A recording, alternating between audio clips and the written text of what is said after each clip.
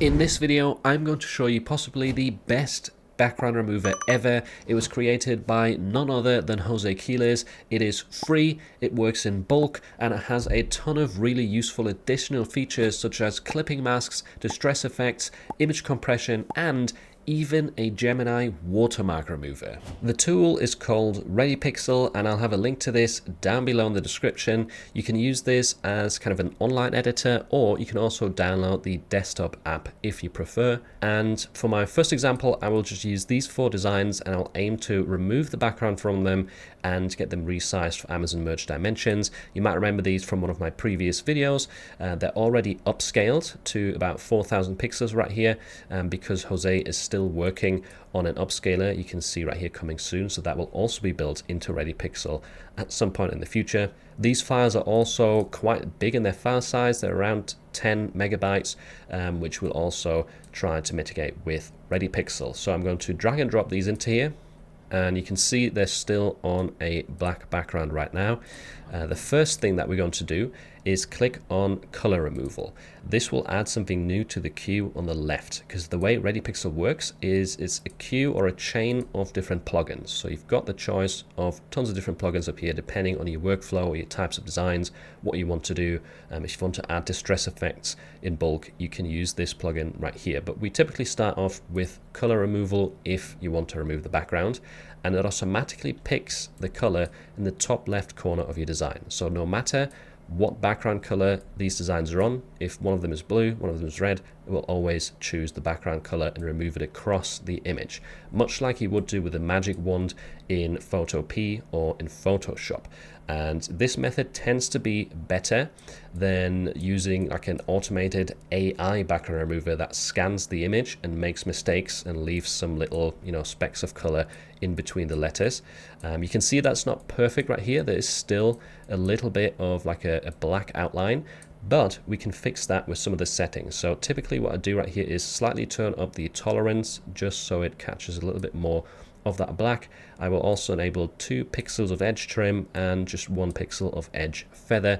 And now if we zoom in, it looks a lot better. So the edge right here doesn't have that black outline anymore, and we can also jump to any of the other images in our queue. This one is a bit hard to see, but if we put it on gray right here, you can tell that it looks good. The other ones, if we put them back on a white background, which you change down here in the bottom corner by the way, then you can again inspect, has it done a good job or not? And I think it definitely has.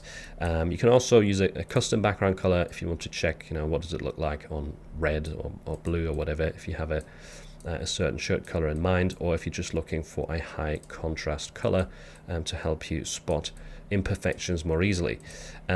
One thing you will also notice is that it automatically trims the edge of the design. This is really handy because most AI leave quite a bit of white space around the corners of your design. So if we turn that off right here, it's enabled by default, but if we turn that off, you would have a lot of white space around this, which we don't really want.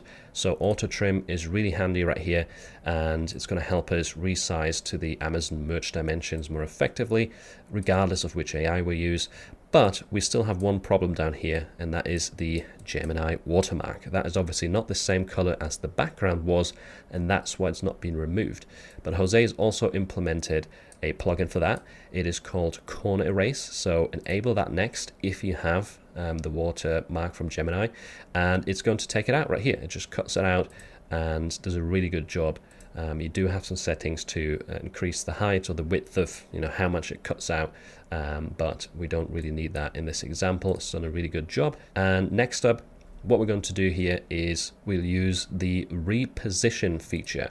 This is going to allow us to put this on a canvas size of our choosing. So by default, it gives you the Amazon Merch Dimensions, but you can still change this if you have a different print file right here. You can also change the alignment. So I prefer to have my designs aligned to the top of the print area. So I choose that right here. You can see it's moved up a little bit, and we can also zoom out a tad to see it better. So right now it's quite close to the edge, as you can see, but you can also enable some padding right here if you prefer to have it not too close to the edge of the print area. I would go with around 100 pixels probably. And now all of these have been resized and aligned to the top, which is exactly how I would place these myself, and it does it in bulk really effectively. Now for these designs, there's nothing else to do really. I could add loads more to the queue right now and would use the same settings, and you can even save a preset up here. So no preset save, you can click on the pink button, give this a name right here, and then just hit save, and then you don't have to select all of these plugins every single time. Once you're happy with the results, one extra tip is right here where it says no compression, set that to mid, because that's going to reduce the file size massively. The file name is set to original, meaning it will overwrite the old files if you save it in the same folder. That's the method I prefer, but you can also change this to a different file naming system right here, so you can separate the two files if you wish.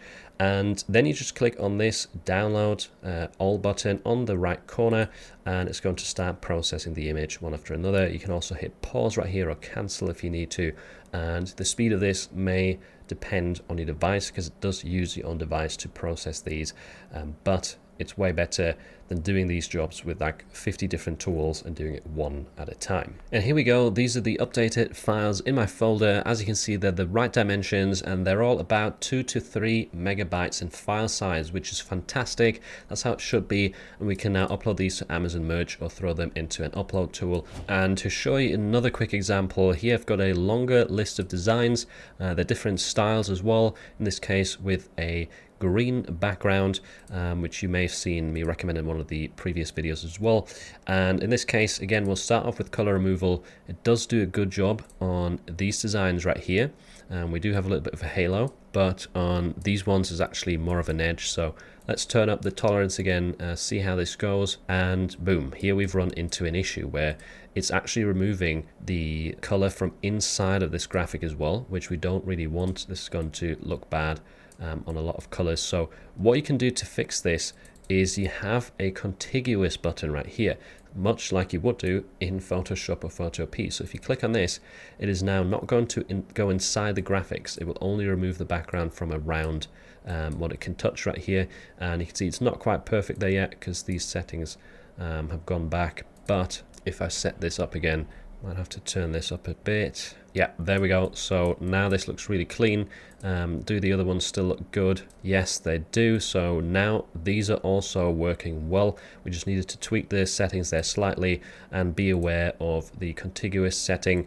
One more tip right here is if you wanted to overlay a distress effect onto some of your designs, you can do that too. So just enable the distress plugin. You have some presets right here.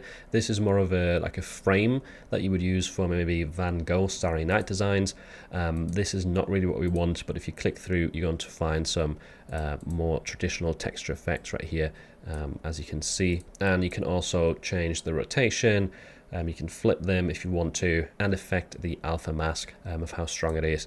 But yeah, so that's a really cool additional setting. You can do clipping masks if you wanted to. There's also image adjustments if you want to invert the colors in bulk, which is another thing that, yes, you can do with Photoshop, but it's just a lot harder to set up. Here it's just one click of a button and you can set them to grayscale, for example, or you can just quickly increase the brightness of a lot of your files, or the contrast, or the hue of something.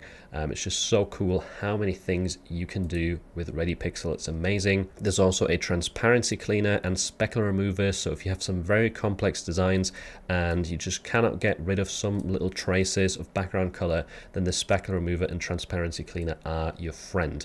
But I hope this tutorial helped you out, get kind of a quick overview of how this works. It's a fantastic tool. You can always delete plugins from this queue as well if you don't actually want to use them, and remember to save presets to make your life easier in future. If you really like this tool, comment Jose is the GOAT underneath to show him your appreciation, and also go subscribe to his channel, which I've left a link to in the description. And I'm guessing if you like this tool, you'll probably also like another one that Jose developed. It's an Etsy research tool and trend finder that works extremely well. I show you how to use it in this video right here, and the best thing is it is once again 100% free to use.